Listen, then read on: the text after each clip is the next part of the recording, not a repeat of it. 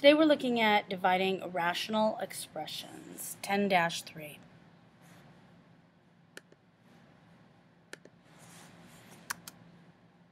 Alright, when I'm dividing a rational expression, we're going to do three things.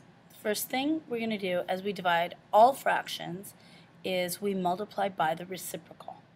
So in step one, we're going to reciprocate it. And that's always the second fraction. So we reciprocate the second fraction. And step two, I'm going to factor all portions of all fractions. So in the numerator of the first fraction, I can divide out a common factor of 2. So I'm left with 2 times x minus 3 over 5 times the quantity of 15. And when I break down x squared minus 9, it's a difference of squares. So I break it down to x plus 3 times the quantity of x minus 3. Now I divide out my common factors. So I have a common factor of x minus 3. So I reduce it by dividing out common factors. It's always numerator to denominator. Now that can be in the same fraction, or it could be in fractions that are next to each other. That's numerator to denominator. So I'm going to divide out a common factor of x minus 3.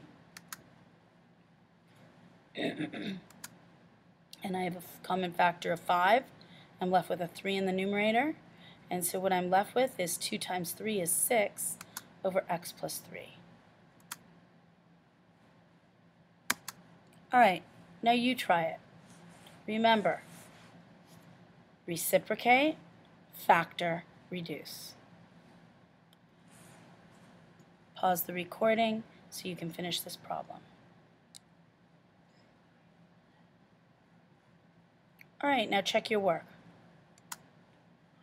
Step 1, reciprocate. So I get 6x over plus 30 over x minus 25 squared. Now factor.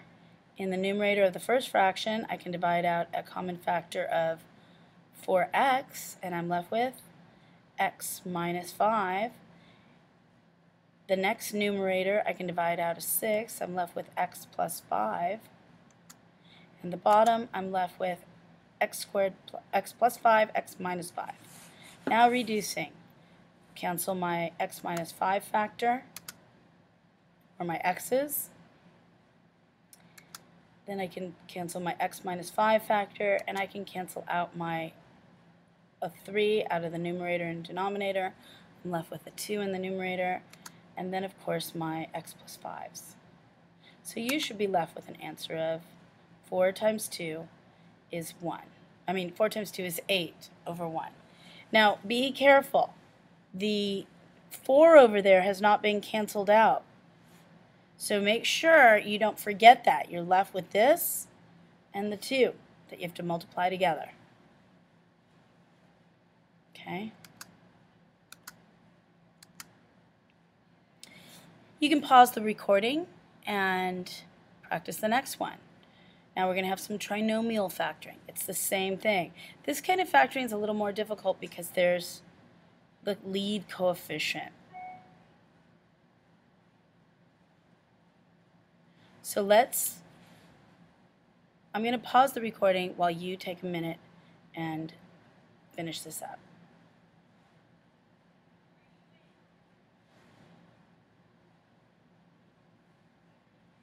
All right, now check your work.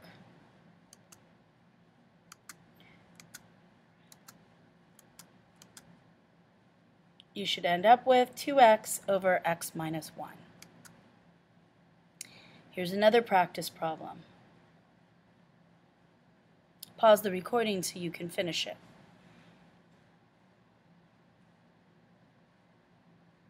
All right, now check your work.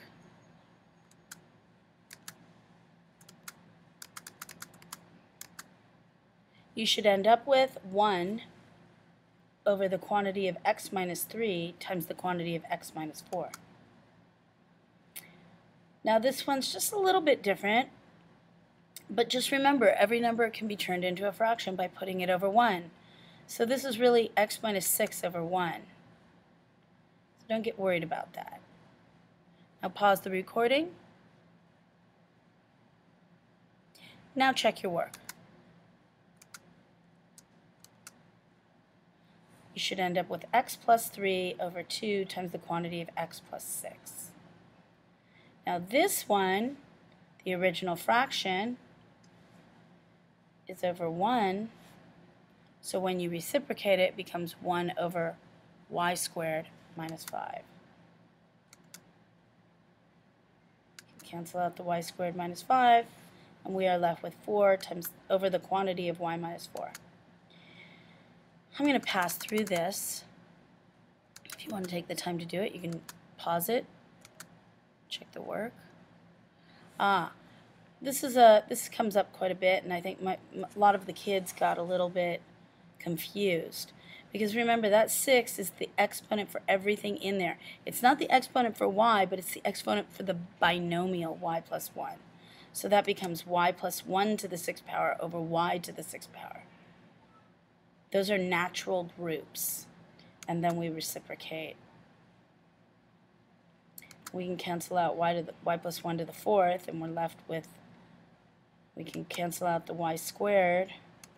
So we are left with y to the 4th over y plus 1, the quantity of y plus 1 squared. Now, when they say state the domain for x, here's what they mean. This is an important part. What is x not allowed to be? What is x allowed to be? That's what they're meaning. What are the values that x can be? Now, because this is a fraction,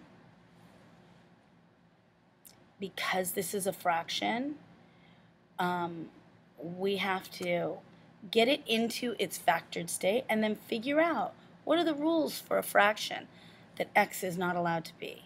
Well, you can never have a 0 in the denominator. So x is not allowed to be, first of all, I can't ever have the total of the denominator, of either denominator, be a value of 0. It's the one rule in math, it's not allowed. It's one of the 10 commandments. Thou shalt not divide by 0. So no zeros in the denominator. Now we really can't figure out how we can get a 0 in the denominator until we fully factor. So that's the place where you're really figuring out your domain, right here. Not where it's been solved, not in the beginning, but right here when it's fully factored.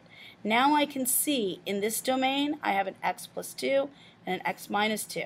So I have to set them both equal to 0 to see how I could possibly get either of those to equal 0.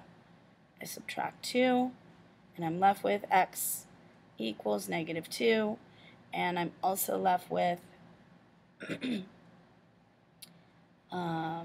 minus 2, add 2, x equals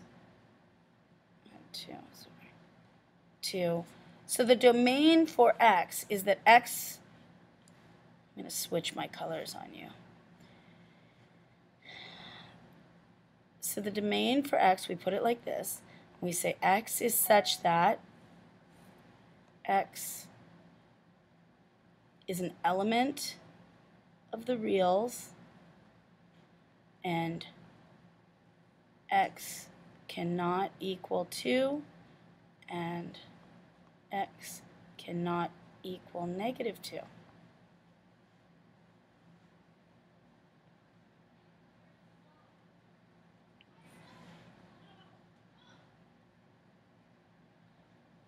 All right, so that's the domain, but we're not done.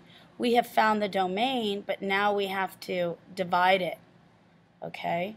So we know that. I'm going to erase that. I'll come back up in the end. And now I can divide out my common factors. And I'm left with this. But again, one more time, I state the domain. Oh, x cannot also equal 3 because at one point,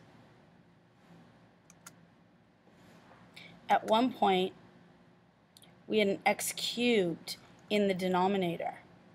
So, you know, I've got to look at the denominator. At this point, right here, I had a x cubed. If that equals 0, it would give us a 0 in the denominator at that point. I've also got this and this to contend with. So I'm really kind of looking at it in 3 different ways. All right? So, oops, reduced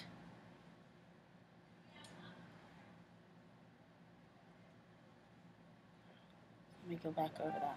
So the reduced version of the fraction is x cubed over 3 times the quantity of x plus 2.